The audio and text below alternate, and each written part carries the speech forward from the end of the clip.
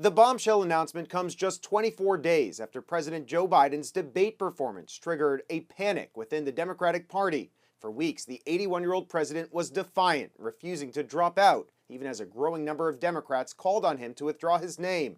Now, the embattled president has given in to the pressure, writing in part, "It has been the greatest honor of my life to serve as your president, and while it has been my intention to seek re-election, I believe it is in the best interest of my party and the country for me to stand down and to focus solely on fulfilling my duties as president for the remainder of my term." The announcement is being praised by Democratic allies on Capitol Hill and beyond. Former President Barack Obama calling the decision a testament to Joe Biden's love of country. With Biden now leaving the race, Democrats need to scramble to find a replacement. Vice President Kamala Harris quickly emerging as the frontrunner after receiving Biden's endorsement. In a statement, Harris called the move selfless and patriotic, writing, "I will do everything in my power to unite the Democratic Party and unite our nation."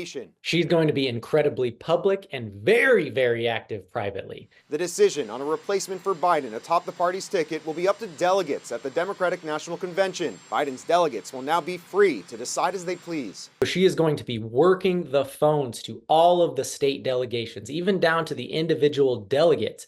And then publicly, she's going to be very active in just kind of presenting herself as the front runner by de facto. If Harris is the presidential nominee, she'll also have to pick a running mate. Possible options for a vice president include governors like Andy Beshear of Kentucky and Josh Shapiro of Pennsylvania, as well as senators like Mark Kelly of Arizona. Chris Devine from the University of Dayton wrote a book about vice presidents and explains what Harris would be looking for in her Veep selection. Voters really put a premium on credibility. Someone who, they don't have to have decades of experience, but at least be plausible as someone who could take over that important role, and again, even the presidency if necessary. Kamala was in on it. She covered up Joe's obvious mental decline. Meanwhile, the Trump campaign has already pivoted their attacks against Harris. A pro-Trump super PAC launching a multi-million-dollar ad campaign, arguing that she is just as responsible for the president's record. And with this announcement has come a spike in fundraising. As of Sunday, Act Blue, the left-leaning nonprofit fundraising platform, reports that they've received some $27 million in small-dollar donations